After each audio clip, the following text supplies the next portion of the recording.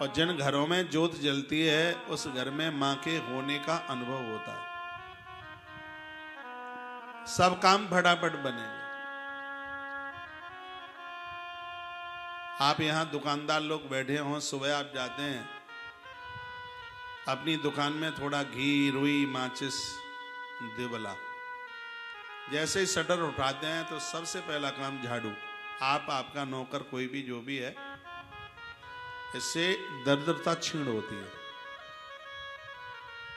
Shutter को प्रणाम कीजिए, कुबेर का नाम लिया जाता है। कुबेर का नाम लेकर के शटर उठाइए, इष्ट का नाम लीजिए, भगवान का नाम लीजिए, सूर्य भगवान का दर्शन करके निकलिए। गौ माता को गुड़ रोटी के ऊपर रखने से व्यापार बहुत अच्छा चलता है। झाड़ू लगा करके पर हाथ धोइए। और जहां आपके दुकान के भगवान को जरूरी नहीं है रोज स्नान कराया जावे, जो आपने वहां पर रख दिया है, पानी इतना सा रखिए, छींटे लगा दीजिए, बस चल के छींटे लगा दें। उसके तत्पश्चात आप दिया जला दें। दिया जलाने के बाद फूल पत्ती कोई है तो चढ़ा दीजिए, नहीं तो आप प्रणाम कर लीजिए। और प्रणाम करने के तत्पश्चात जहां आप रुपया पैसा रखते हैं, लाल रंग का पेन उठाएं और उसमें जो कोई बुक वगैरह है, उसमें सबसे पहला बिक्री करने से पहले आप श्री शब्द लिखिए। बस उस कागज पर आप श्री लिख दीजिए। भगवान गजानंद को प्रणाम कर लीजिएगा। आप देखिए क्या आपकी मेहनत कमाल करेगी, करके देखो। श्री लाल पेन बहुत शुभता का प्रतीक है, समृद्धि का प्रतीक है। वो रखिए उसको।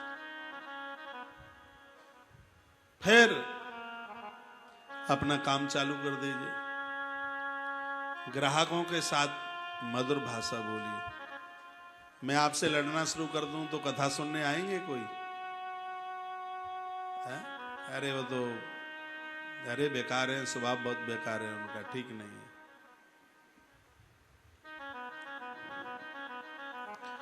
खेल पूरा तमाशा स्वभाव का ही तो है। आपका स्वभाव इतना मधुरभाषी हो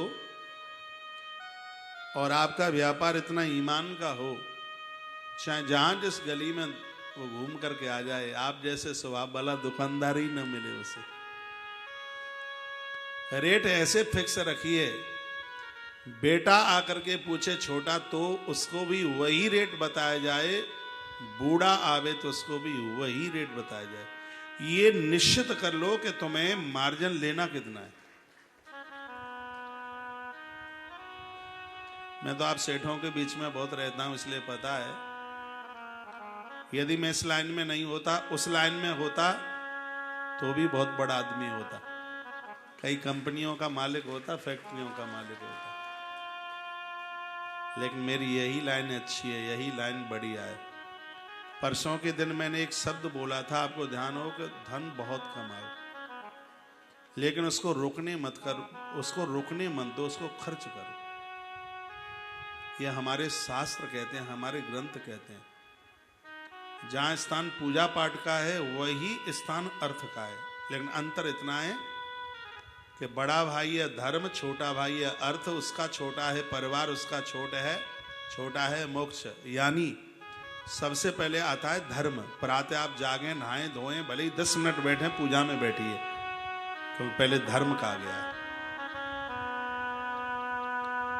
उसके तत्पश्चात फिर कमाने के लिए जाइए। मैं माताओं को कहता हूं, एक बात बोलता हूं, जैसे रात्रि के समय में नारी घर के बाहर सुरक्षित नहीं है, दिन में ये मर्द लोग घर में सुरक्षित नहीं है। 10 बजे इनको कान पकड़ के घर से बाहर निकालो, कहो जाओ कमाने के लिए।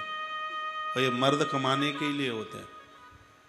वहां बड़ी दिक्कत होती है, नीचे दुकान ऊपर मकान, ग्राहक वहां इंतजार करता रहता है और वो बेचारा क्या है, घरवाली को लड़ता है। मेरे पास ना वो चाय पीता है, घरवाली का मुंह देख देखे, पता नहीं कब तक देखेगा। 30 साल हो गए इसको मुंह देखते देखते, अभी इसका मन नहीं भरा मुंह देखते देखते है। नीचे दुकान ऊपर मकान। मैं आपको कहना चाहूंगा 10 बजे इनको घर से बाहर निकालो, जाओ कमाने के लिए।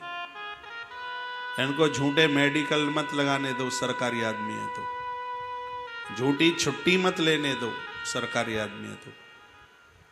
कर्म ही मेरी पूजा है, हमारे ऋषियों ने महर्षियों ने कहा है, कर्म ही मेरी पूजा है। आप अपने कर्म को आराधना मानिए, आराधना बनाइए इसको, साधना बनाइए इसको। कर्म की ही तो सब महिमा है तो।